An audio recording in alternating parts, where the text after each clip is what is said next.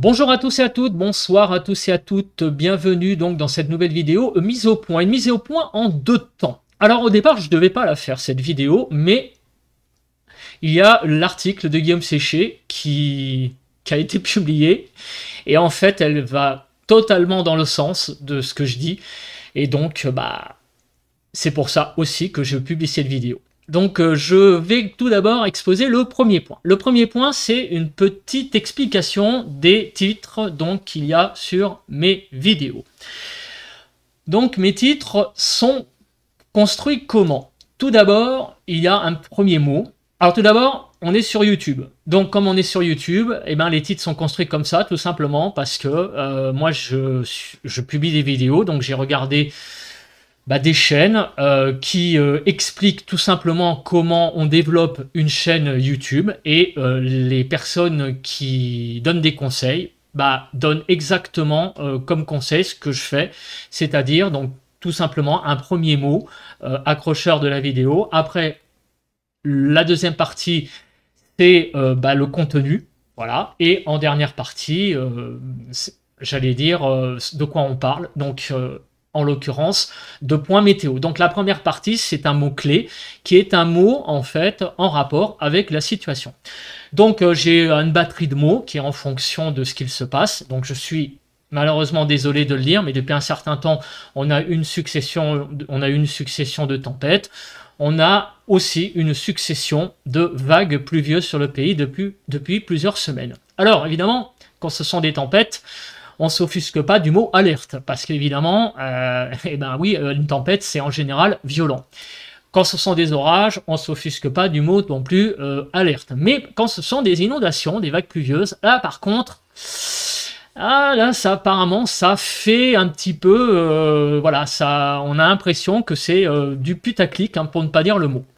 Je suis désolé de le dire, mais avec l'article qu'on verra après, pas vraiment.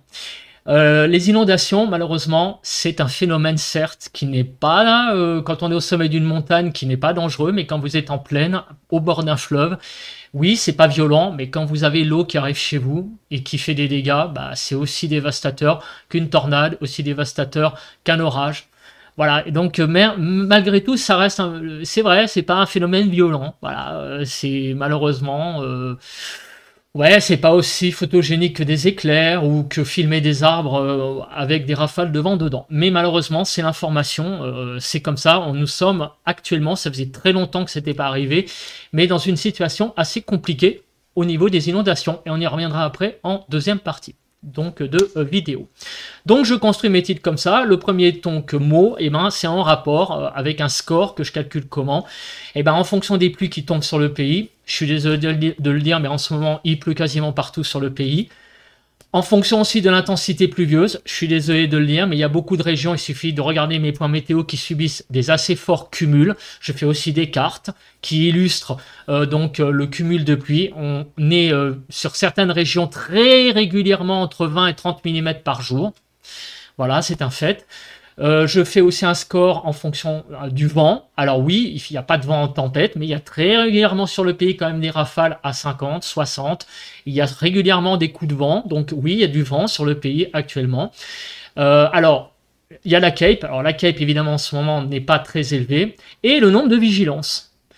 Donc actuellement, il pleut. Donc les scores que je calcule est assez élevé. Donc le nombre de régions touchées par la pluie. Forte pluie, donc je suis désolé, le score de cet item est également très élevé. Il y a quand même du vent, alors là le score est assez moyen. Par contre, le nombre de vigilances, il suffit de regarder sur Météo France, vous avez une vigilance rouge sur le Pas-de-Calais. Vous avez aussi quelques vigilances orange aussi, crues, et il y a aussi des vigilances jaunes. Et je sais bien, il y a beaucoup de gens pour qui les vigilances jaunes, patati patata, il ne faut pas regarder, mais malheureusement des vigilances jaunes, c'est aussi des vigilances à prendre en compte. Voilà.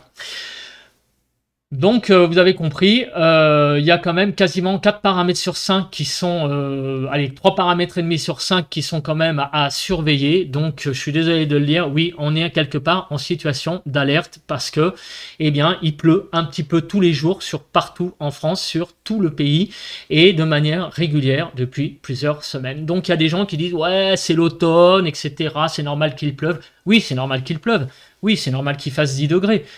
Mais c'est pas normal qu'il pleuve depuis plusieurs semaines maintenant. Je ne sais pas depuis combien de temps exactement, j'ai pas regardé, mais ça fait plusieurs semaines que tous les jours il pleut, il pleut, il pleut. Et donc oui, eh ben ouais, nous sommes en situation d'alerte quelque part sur les inondations. Et donc c'est une information et une information qui est reliée par Guillaume Séché. Donc on passe à la deuxième partie de la vidéo. Et vous allez voir que je passe pas pour un illuminé. Attention, hein, les gens qui ont été là, je m'adresse surtout aux gens qui sont venus me troller, mais les gens qui sont restés dans le respect, il n'y a aucun problème là-dessus. Voilà. Et puis on est sur YouTube, voilà. Donc les titres sont comme ils sont.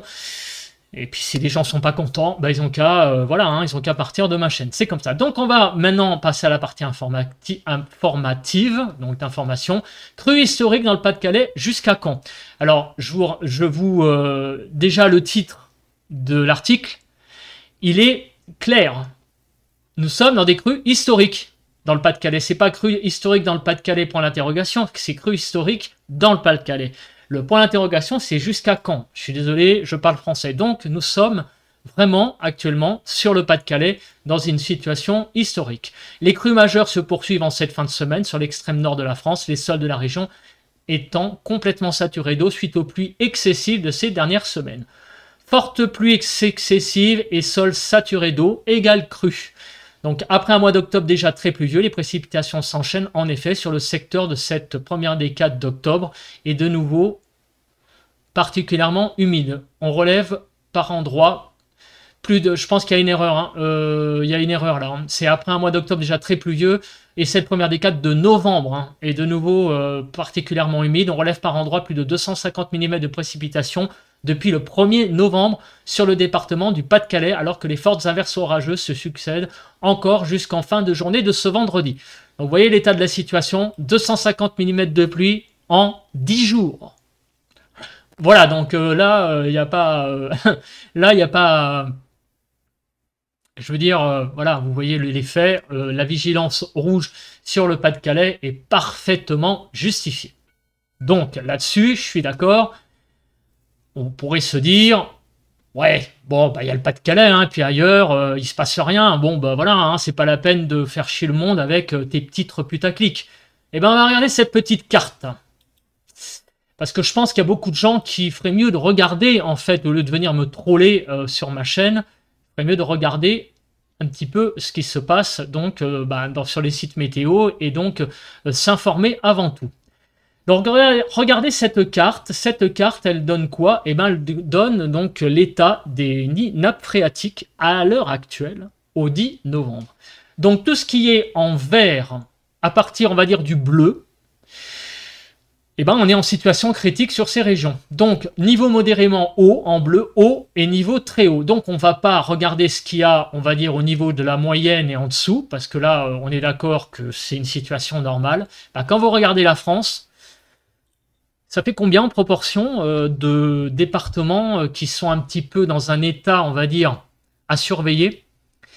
Bah, c'est à peu près la moitié, quand même, pratiquement la moitié du pays. Voilà. C'est la Bretagne, c'est les Pays de la Loire, c'est le Poitou-Charentes, Limousin, c'est le nord de l'Aquitaine, l'ouest de l'Occitanie, certaines parties du Jura. Regardez, un Champagne-Ardenne également, jusqu'à quasiment, on va dire, l'ouest de la Lorraine. Donc je suis d'accord avec vous hein, sur, on va dire, la Picardie. Pour le moment, l'Île-de-France, ça va, il n'y a pas trop à s'inquiéter. La Haute-Normandie également, le centre. Mais vous voyez qu'il y a quand même une bonne partie quand même du pays où les nappes phréatiques sont au plus haut. On ne parle plus beaucoup de sécheresse. Voilà, la sécheresse, elle commence sur certaines régions quand même à être bien estompée. Je suis d'accord avec vous qu'il reste beaucoup de régions encore où les nappes phréatiques n'ont pas fait le plein. Donc je pense évidemment à l'arc méditerranéen, mais regardez, hein, en Bretagne, enfin je les ai cités juste avant les régions, il y a quand même beaucoup de... Enfin, il y a beaucoup d'eau qui est tombée et les nappes sont vraiment au plus haut. Si c'était que ça, j'allais dire, il n'y aurait pas de problème. Mais le problème, c'est que les prévisions... Alors là, je vous montre quand même ce que font des inondations, par exemple, dans le 62. Voilà, on se croirait à Venise. Donc, pour les personnes qui pensent que les inondations, c'est pas grave d'en parler, regardez ce que ça fait. Si vous aviez ça chez vous, je pense que vous rigoleriez moins. Alors, je vais pas revenir sur les niveaux d'eau sur certaines rivières, parce que là, ça reste très local. Je vous remonte quelques vidéos d'inondation, photos d'inondation, voilà. Mais je vais parler de ce qui va se passer après. À quand la décrue? Les niveaux d'eau devraient s'abaisser dès ce samedi sur ces régions avec l'arrêt temporaire des pluies. Toutefois, les crues devraient persister dans les prochains jours. Alors, ce qui est inquiétant, c'est ça. Le courant océanique perturbé va persister dans les prochains jours et de nouveaux fronts plus ou moins actifs circuleront sur la région au moins jusqu'en fin de semaine prochaine. Donc, sur le Pas-de-Calais, ce n'est pas prêt de s'arranger. Ça, c'est la chose que je voulais vous dire. Et la deuxième chose, on va aller sur Météo Ciel et on va regarder ce qui va tomber sur le pays. Parce que il n'y a pas que le Pas-de-Calais. Hein. Vous avez vu qu'il y a quand même beaucoup de régions qui sont dans une situation quand même déjà bien, j'allais dire... alors GFS, c'est pas celui-là, c'est l'autre. Je vais donc vous montrer avec l'accumulation des précipitations, ce qui va encore tomber d'ici on va dire une semaine. Voilà, avec le modèle GFS. Qu'est-ce que vous voyez? Alors, oui, il va peut-être tomber moins de pluie peut-être en cumul que les autres semaines, mais on va avoir la persistance du flux océanique. Il va y avoir encore beaucoup de fortes pluies sur le Jura. Et regardez, sur tout le pays, on a encore d'ici une semaine de la pluie qui va tomber. On ne va pas avoir du tout une semaine sèche. Donc, il va y avoir des régions, les régions qu'on a citées tout à l'heure, qui vont encore se manger pas mal de pluie. Voilà. Donc, je suis désolé de le lire, mais encore une semaine certainement bien pluvieuse. On y reviendra plus longuement lundi matin dans le bulletin de prévision à long terme. Eh ben oui, je suis désolé de le lire, mais alerte, il va y avoir encore, malheureusement, de la pluie sur le pays pour les prochains jours. Et ça ne va pas arranger certaines régions qui risquent de passer du jaune à l'orange en vigilance crue.